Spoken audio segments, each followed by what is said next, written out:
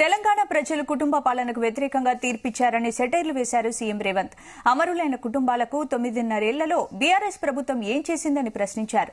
సొంత కుటుంబానికే పదవులిచ్చుకున్న కేసీఆర్ కనీసం ఆ పార్టీ మంత్రులకే ప్రగతి భవన్లోకి ప్రవేశం కల్పించలేదని గుర్తు చేశారు. అందుకే ప్రగతి భవన్ గేట్లను బద్దలు కొట్టినట్లు చురకలంటించారు. ఈ తెలంగాణ ప్రజలు ఇచ్చిన విలక్షణమైన తీర్పు కుటుంబ పాలనకు వ్యతిరేకంగా ఇచ్చిన తీర్పు.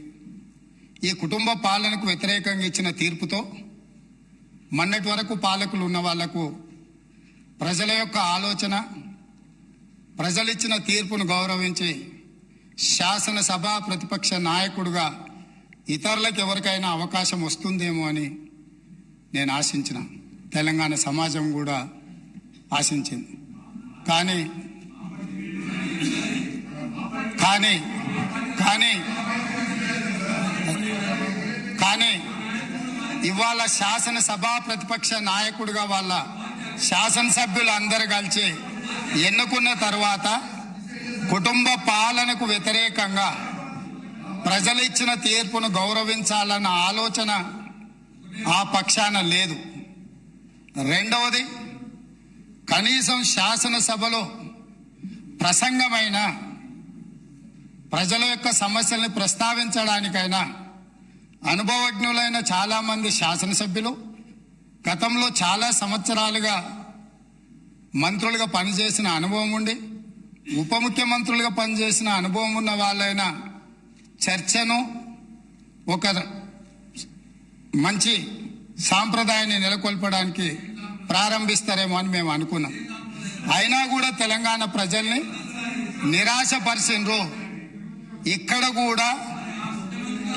కూడా కుటుంబానికి తప్ప అర్హులకు ఎవరికీ అవకాశం లేదు, అర్హులకి ఇక్కడ స్థానమే లేదు అని చెప్పి చర్చను ప్రారంభించడం ద్వారా ఈ పార్టీ కుటుంబ పాలనకే పరిమితమవుతుంది. కేసీఆర్ ఫామ్ హౌస్ లో పండించిన వడ్లు ఏమైనా బంగారమా అని ప్రశ్నించారు రేవంత్ రెడ్డి. రైతుల వడ్లు క్వింటాల్ కు 1500 రూపాయలు కొనుగోలు చేస్తే కేసీఆర్ పండించిన వడ్లు 4500 అమ్ముడుపోవడం ఏంటని ప్రశ్నించారు. రైతు చావుకు 5 లక్షలు వెలకట్టిన దుర్మార్గపు పాలన కేసీఆర్ దన్నారు. ఇందిరమ్మ రాజ్యం అంటే రైతు రుణమాఫీ, ఇందిరమ్మ రాజ్యం అంటే పేదల హక్కులు కాపాడడమని గుర్తు చేశారు. ముఖ్యమంత్రి గారు ఆనాడు ఏమన్నారు? వరి వేసుకుంటే ఉరేసుకున్నట్టే మీరు వరేయొద్దన్నాడు. నేను అడుగుతున్న అధ్యక్ష మీ ద్వారా ఈ రోజు అక్కడ కూర్చున్న వాళ్ళను, ఆనాడు చెరుకు గాని, పత్తి గాని, మిర్చి గాని, సోయాబీన్ గాని, పసుపు గాని, కందులు గాని, మినుములు గాని పండించకుండా, ఆ రైతులకు సహకారం అందించకుండా, ఆ రైతులను అందరినీ వరి పండించడానికి మళ్ళించి వరి పండించినప్పుడు వరేస్తే ఉరేసుకున్నట్టే అని చెప్పిన ఈ ప్రభుత్వం, ఈ పార్టీ, ఈ నాయకుడు రైతులందరినీ వరేసుకోవద్దని చెప్పి ఈ ప్రబుద్ధుడు మాత్రం ఫామ్ హౌస్ లో 150 ఎకరాలలో వరి పండించింది అధ్యక్ష. ఆ వివరాలు అన్నిటిని బయటపెట్టి అక్కడికి ప్రత్యక్షంగా ప్రజలకు చూపించడానికి పోతే పోలీసులను పెట్టి నిర్బంధించి అరెస్టులు చేసింది అధ్యక్ష. అది వాళ్ళ నిర్బంధ నిరంకుశ పాలన.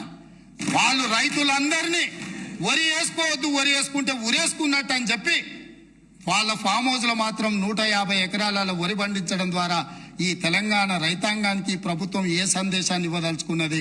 ఈ రోజు ఏ మొహం పెట్టుకొని ఇక్కడికి వచ్చి మా కొత్తగా వచ్చిన ప్రభుత్వాన్ని ఏమీ చేయలేదని అప్పుడే నిలదీస్తున్నారో మీరు ఒక్కసారి ఆలోచన చేయండి.